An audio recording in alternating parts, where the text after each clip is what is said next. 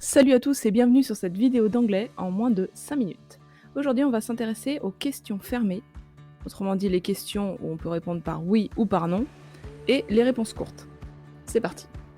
Les questions fermées en anglais commencent soit par le verbe be conjugué, soit par un auxiliaire. Tout d'abord, les questions commençant par be conjugué. Un exemple, Are you happy? Is he an actor? En termes de formation, on a be conjugué, suivi du sujet, suivi du complément, et notre point d'interrogation évidemment. Concernant les questions qui commencent par un auxiliaire, on peut avoir do you like playing video games? On se rappelle évidemment de notre like suivi d'un verbe en ing lorsqu'il s'agit d'une action. À la troisième personne singulier, ce sera does she live in London? On peut aussi avoir des auxiliaires modaux, comme can they run fast? Ou d'autres auxiliaires modaux, comme may par exemple, may I open the window? Les questions commençant par un auxiliaire se forment donc de cette manière, l'auxiliaire, suivi du sujet, suivi de la base verbale, et enfin éventuellement un complément. Concernant les questions commençant par un auxiliaire dans le cas d'un verbe composé, on a plusieurs types de verbes composés, c'est le cas des verbes en be plus ing. Is Sophia doing her homework? Ou alors des verbes au present perfect ou au past perfect. Par exemple, Have you seen your brother?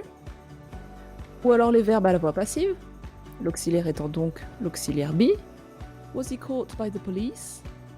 Ils sont donc formés de l'auxiliaire, que ce soit be ou have, conjugué, suivi du sujet,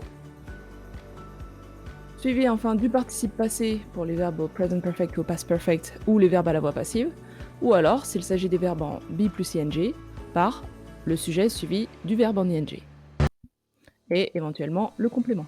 Parlons maintenant des réponses courtes. Tout d'abord, les réponses courtes concernant les questions commençant par be conjugué. On reprend notre exemple de tout à l'heure. Are you happy? La réponse courte, grammaticalement correcte, ne sera pas yes or no. On fait attention à la concordance des pronoms personnels. C'est comme en français, lorsqu'on dit es-tu heureux? Il faudra répondre oui, je suis heureux ou non, je ne le suis pas. En tout cas, le pronom personnel doit changer. En anglais, grammaticalement, il est préférable de ne pas seulement dire yes or no. On préférera donc mettre le sujet suivi de l'élément qu'on avait en début de phrase dans la question. Ici, are devient am puisqu'il y a la concordance des pronoms personnels. Are you happy? Yes, I am. À la négation, no, I'm not. Notre exemple. Is he an actor? On reprend notre élément de début de phrase. Yes, he, le sujet. Yes, he is. À la négative, no, he isn't. Concernant les questions commençant par un auxiliaire, je vous propose de faire l'exercice. N'hésitez pas à mettre pause sur la vidéo et de vérifier votre réponse. Do you like playing video games? Attention à la concordance des pronoms personnels. Yes, I. On reprend notre élément de début de phrase. Do. Yes, I do. À la négative. No, I don't. Un autre exemple. Can they run fast? Avec un auxiliaire modal en début de phrase. Yes. On regarde notre élément de début de question. On sait qu'il se trouve là. On reporte notre sujet. Yes. They can. Et à la négative. No, they can't. Have you got a pen? Attention à la concordance des pronoms personnels. Yes. L'élément de début de question se retrouve